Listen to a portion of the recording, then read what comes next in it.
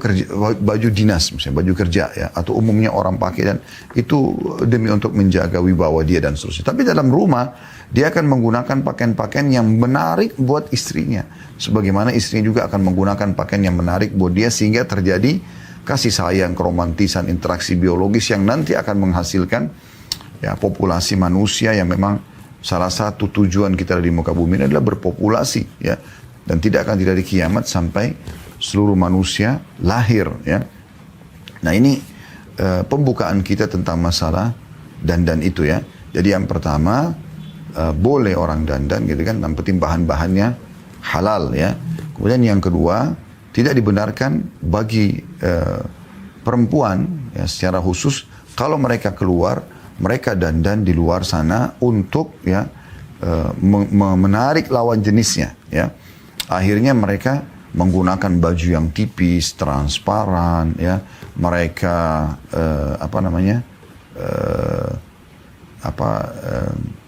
mereka menggunakan baju yang tipis, transparan. Mereka tidak berhijab, ya. Kemudian pakai wangi-wangian, dandanan yang menor, ya. Sehingga akhirnya menjadi fitnah dan masuk dalam umumnya sabda Nabi SAW, gitu kan?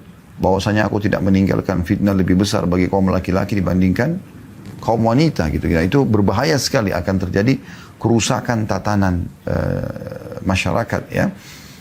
Karena fitnah-fitnah terjadi ini justru karena terjadinya banyak interaksi yang berlebihan ya, yang diberikan kebebasan sebebas-bebasnya, sehingga sebagian orang bahkan sudah tidak punya rasa malu. Sama istri saja atau suami tidak boleh orang ciuman di depan umum, bagaimana dengan hanya sekedar pacarnya misalnya. Tapi itu terjadi karena memang diberikan kelapangan untuk itu ya, diberikan kelapangan untuk itu. Jadi ini poin juga harus digarisbawahi. Jadi tidak boleh dia dandan untuk menyebarkan kerusakan ya, supaya para kaum laki-laki tergoda misalnya, dan terjadi interaksi-interaksi biologis yang haram atau dikenal dengan perzinahan, gitu kan.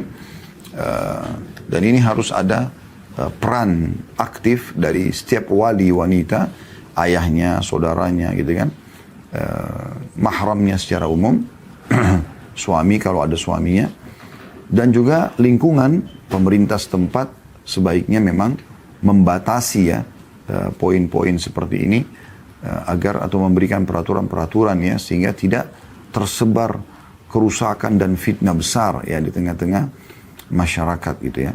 Anda bayangkan betapa kacaunya kalau seandainya seorang wanita dandan dengan menornya, kemudian dia lewat, lalu kemudian ada laki-laki yang menggoda dia dan dia tertarik, padahal dia statusnya istri orang misalnya, ada suami dia, tapi akhirnya dia selingkuh ya. Atau misalnya bagaimana perasaan suaminya, atau misalnya dia diganggu orang lain sehingga terjadi kekerasan atau pemerkosaan misalnya. Kan itu terjadi kerusakan. Semua ini kan bermula dari masalah dandanan sebenarnya ya. Andai saja kita mengikuti syariat Allah Subhanahu wa taala dalam masalah dandanan ini, artinya adabnya adalah ya, kita boleh tapi menggunakan yang halal. Kemudian yang kedua, perempuan secara khusus jangan mereka justru menor-menor di luar, wangi-wangian di luar. Nah, Islam sudah membatasi itu ya, karena terjadi kerusakan yang sangat besar gitu. Berapa banyak rumah tangga rusak gara-gara masalah ini ya, gara-gara si istri bebas tampil di medsos, kemudian dia dengan cantiknya, dengan indahnya rambutnya, dengan lantunan suaranya yang indah, semua yang harusnya digunakan untuk suami dia akhirnya dikonsumsi umum dan berinteraksi sama lawan jenis ya, akhirnya terjadi perselingkuhan dan rusak rumah tangga dia. Korbanlah anak-anak dalam perceraian tersebut misalnya. Nah ini banyak efek-efek yang berbahaya sekali ya. Sebaliknya kalau kita lihat, saya pernah merasakan sendiri pada saat tinggal di Saudi. Ya, ini bukan karena membedakan dengan negara kita, sama sekali tidak. Saya cuma berbagi pengalaman ya pada saat saya melihat, saya tinggal di kota Madinah dulu. Kami kalau keluar, kami melihat semua perempuan berhijab.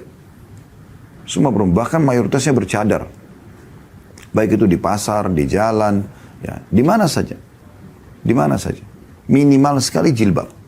Kayak misalnya kita masuk ke rumah sakit, ada perawat-perawat, maka pakai jilbab. Walaupun sekarang sudah ada perubahan ya. Sudah sedikit pemerintah Saudi longgarkan, tapi di masa kami dulu, kami merasakan sendiri ya, tidak ada betul-betul tidak terfikir bahkan, bukan cuma ada syahwat, tidak terfikir untuk terjerumus dalam interaksi dengan lawan jenis karena memang tertutup. Pemerintah pun turun tangan untuk menutup itu. Di setiap pasar-pasar di Saudi itu ada satu kementerian, Hay'a Amr Ma'ruf Nahi Munkar, kementerian untuk lembaga untuk menyuruh pada kebaikan dan melarang kemungkaran. Mereka punya tugas banyak sekali. Seperti mereka menangkapi para dukun-dukun dan peramal penyamun sehingga tidak lagi membuat kerusakan di tengah-tengah masyarakat. Ya, tidak ada kekufuran lagi. Mereka juga ada di pasar-pasar, ya, biasanya didampingi oleh polisi. Mereka awasin pasar itu. Jadi ada yang ditugaskan gitu. Ya. Kalau waktu sholat mereka ingatkan sholat, masjid laki-laki disuruh ke masjid. Perempuan tentu boleh istirahat sejenak di beberapa depan toko dan toko semua harus tutup untuk menghadiri kegiatan sholat. Dan kalau ada misalnya seorang laki-laki kelihatan dari gerak-geriknya memang dia mau mengganggu wanita atau mereka memang memang bukan mahram misalnya. Mereka baru tukar-tukaran nomor telepon itu langsung ditangkap gitu ya. Dibawa ke kantor lalu kemudian dicari tahu keluarganya. Kemudian dinasehati ya, dinasehatin gitu. Ya, sampai itu pun dengan kondisi ketat seperti itu saja masih terjadi perzinahan. Ya. Pernah ada kasus di Madinah ditemukan ada orang berzina masih muda gitu. Entah bagaimana mereka bisa kenalan padahal waktu itu medsos belum seramai sekarang ya. Kalau sekarang Allahu a'lam bagaimana besarnya fitnahnya, semoga Allah selamatkan kaum muslimin. Tapi zaman itu mungkin masih pakai telepon rumah ya. Karena handphone itu kan tahun 98, mungkin 97 itu ada. Tapi sebelumnya kan belum ada. Kami waktu di Madinah itu tahun 90 sampai 98. Jadi memang belum ada orang masih pakai telepon rumah biasanya. Tapi terjadi kasus pernah ada orang begitu, entah bagaimana mereka bisa kenalan, akhirnya terjadi perzinahan dan ditangkap oleh polisi, termasuk dari kementerian ini. Kemudian dipanggil keluarganya, dinasihati segala macam. Dan akhirnya dikembalikan kepada keluarganya setelah itu mereka mau dinikahkan atau tidak. Yang jelas ini sudah dalam pemantauan pemerintah. Jadi bukan main-main gitu. Sehingga kasus-kasus seperti ini sangat kecil sekali. Sangat kecil sekali. Kita sering dengar di berita-berita kita, ada yang diperkosa oleh gurunya, ada yang diperkosa oleh tetangganya, ada yang diperkosa oleh kakaknya sendiri.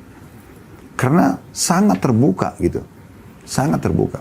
Bahkan pernah terjadi kasus ya yang saya temukan di negara kita itu, orang tuanya nonton film porno, ya, naudzubillah suami istri, padahal ini sebenarnya dalam syariat tidak boleh ya. Jangan belajar dari film-film seperti ini karena merusak fitrah biologis Anda dan juga khawatirnya ya nanti pasangan Anda malah sudah dingin sama Anda. Dan selain juga dosa tentunya Anda mendukung perzinahan dan seterusnya. Intinya teman-teman sekalian, rupanya kedua orang tuanya lupa, mereka tidak mengambil DVD yang mereka tonton dulu ya. Waktu itu masih pakai DVD ya. Waktu berita ini tersebar, kemudian datanglah si kakak masih SMP atau SMA, pulang sekolah, orang tuanya lagi tidak ada, masing-masing sibuk. Lalu dia dekati DVD, tadinya dia mau nonton mungkin cuplikan-cuplikan buat sebaya dia. Tapi dia temukan ada DVD itu, lalu kemudian diputar, tontonlah dia. Semua orang tahu nonton film begini, pasti syahwatnya orang bangkit kalau dia masih normal. Mustahil tidak gitu. Nah pada saat itu, datang adik dia perempuan yang masih SMP pulang sekolah, lalu lihat kakaknya nonton, dipanggil nonton sama-sama. Nontonlah sama-sama. Apa yang terjadi? Syahwatnya juga bangkit. Terjadi perzinahan di sini antara kakak sama adik. Dan ini bahaya sekali kan? Ini sangat bahaya. Ya, karena memang ini zina yang terberat, berzinanya mahram sama mahram ya.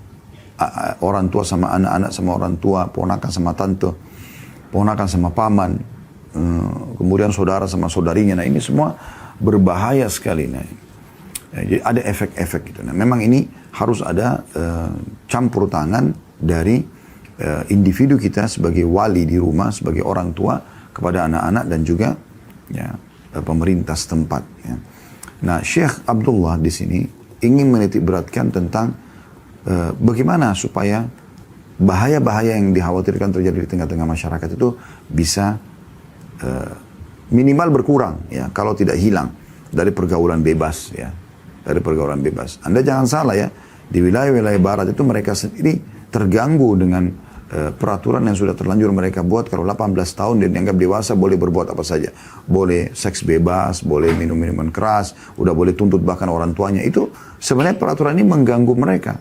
Tapi mereka mengatasnamakan hak asasi manusia.